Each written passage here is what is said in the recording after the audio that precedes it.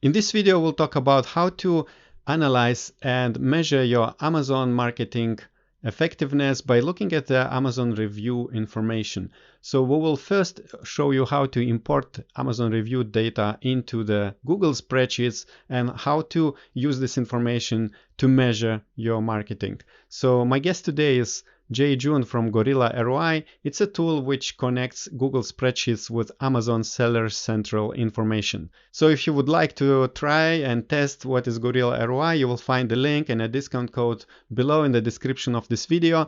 And before we continue, don't forget to subscribe below to the YouTube channel of Orange Klik. Click the notification bell as well, because here we talk with different Amazon experts, speakers, software creators, and event organizers.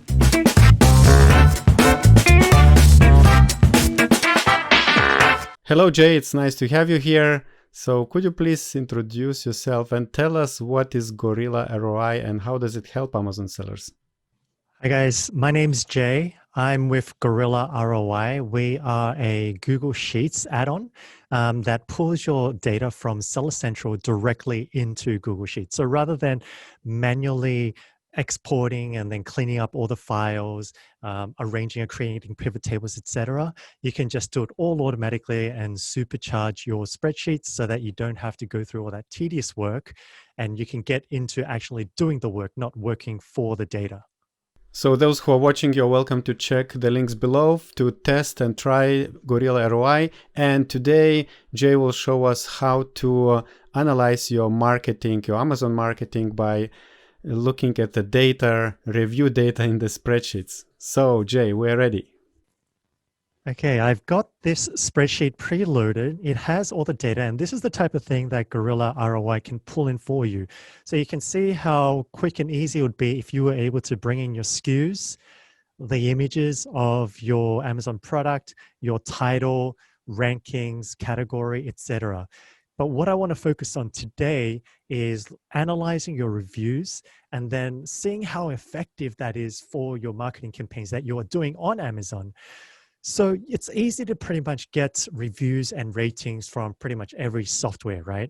For example, even here, I've got, if I double click to show you the formula, this formula, by using Gorilla_review count, it'll pull in the total reviews for a particular SKU.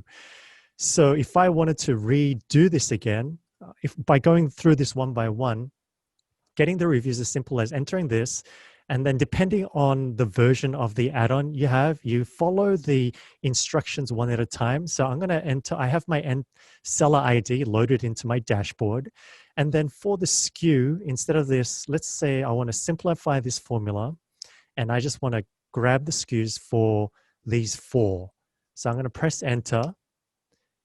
And what it did is it loaded everything quickly to load the total number of reviews across these 4 SKUs. So let me do that again. I'll just copy, and I'm going to delete it so that we start fresh. You can see that there's nothing. And then when I type in equals Gorilla and the actual formula, enter, it'll start loading and it'll pull in all of the data for the reviews, the number of reviews per SKU. And you can do this for the ratings of the product, as well as the actual reviews.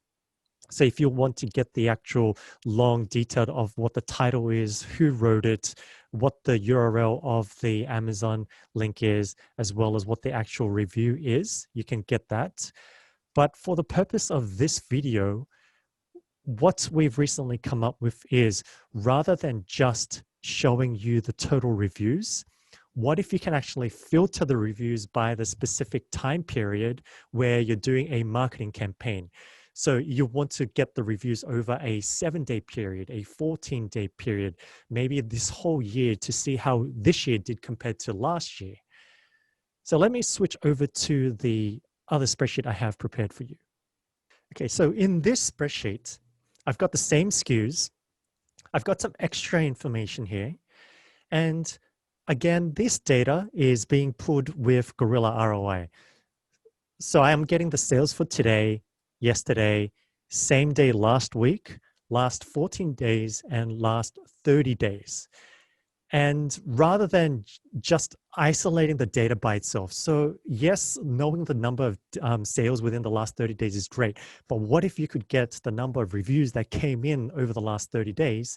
And that's what this formula does. So using Gorilla_reviews filter, I'm getting the seller ID and I'm getting and I can go through this one at a time with you. So let's start from the actual beginning. I've got reviews filter, my seller ID. I'm going to go through and want to pull in the data for today. And so I can either type in today, or since it's all spreadsheet based, I can just reference it and click the cell and make it dynamic. After that, the next one is telling me to enter a marketplace, and this is for the US market. So I'm going to do US,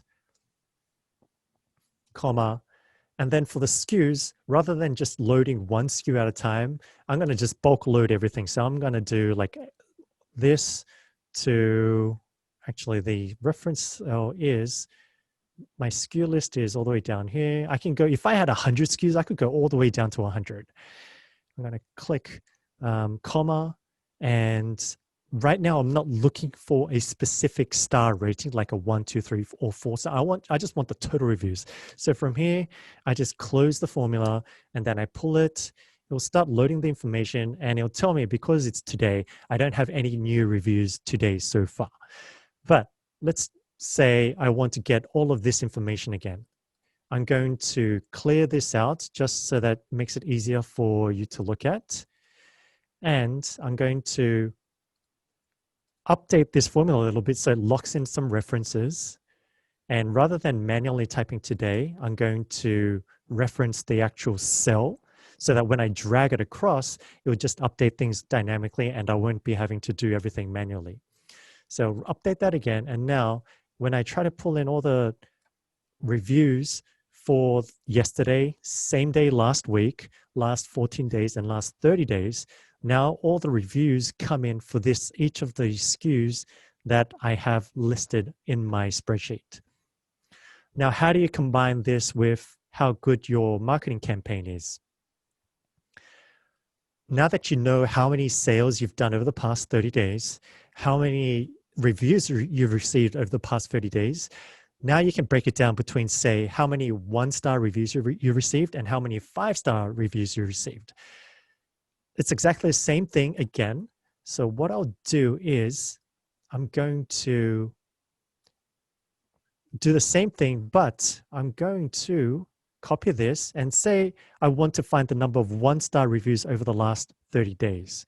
Okay, so I'm going to pretty much copy and paste the same thing in because it's really the same.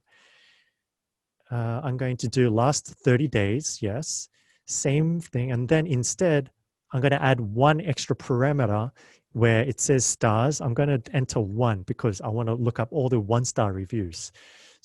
So I do 1, and then it gives me this whole thing. So I got 6 1-star reviews for this product. I'm going to do the same thing with the 5 stars, where I'm going to now drag it across, but that's an error because my references are not locked. So I'm just going to copy that in. And now instead of the 1, I'm going to update this with a 5. And then over the last 30 days, you'll see the exact number of 5-star reviews versus 1-star review. And you can do it across the 1-star, the 2-star, the 3, 4, and you could even do it across different time periods. So we have custom time periods. So let's say this was like 1 month ago or earlier in the year, and my time period, the starting time I want to do is 2020 09, say 01. And my ending time is 2020 09, say 07. I could do the same thing where I will grab this formula, and this is just for sake of demonstration so that you can see how it's done, but I could start from the beginning again where this one is for my seller ID that I want to grab the information for, as I have multiple seller accounts. And then for the period, since I want to use a custom time period, I use custom. comma, and then I want to look it up for the US market, comma. The SKU, again, it's all the way on the left side. So I'm going to do like all of these SKUs, comma. How many stars do I want? I just want to pull in, say, everything. So I'm just going to leave it blank. By default, leaving it blank means it'll pull in everything. And the start date is I'm going to point and reference this cell, comma, and the end date is this date. And that's the end of the formula. So I can close it, press enter, and now it will tell me exactly how many reviews I've received over this custom time period. So if you have specific quarterly requirements, monthly requirements, weekly requirements where you want to track how your ads are doing, maybe you're doing Facebook and you want to track how your Facebook campaigns are being effective, this is how you can track it by really filtering and getting granular into the reviews on your Amazon sales. So obviously this table or this spreadsheet you are probably using yourself. What is your use case of this information? So do you set up certain follow-up messages and then you check for the review count, or can you give us some other examples? Yeah, so by comparing my sales with how many reviews I'm actually being able to get, it's hard to do this within, say, Seller Central or in just regular software because everything is usually separated. But for new products that we've recently launched, we can see how something compares, and it provides an apples to apples comparison when you launch, say, multiple different products and one product has 7-star ratings already versus another product where it may only have one review over the same period. And then that helps us to understand, okay, maybe this product has a much broader audience, or maybe I can go in and compare whether our ManyChat campaigns or our Facebook campaigns, how different they are depending on the product, and using the one that works and applying it to the one that has not been receiving as many reviews.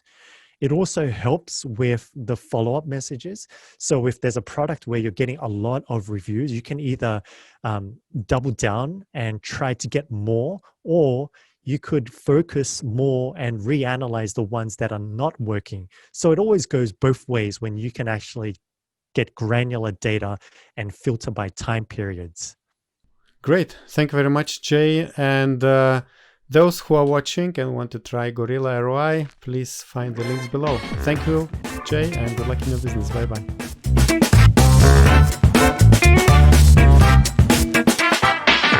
I do hope this video was useful and you learned something new. And if you love Google Spreadsheets, make sure that you check the Gorilla ROI. Find the links below in the description, also the coupon code if you want to sign up with them.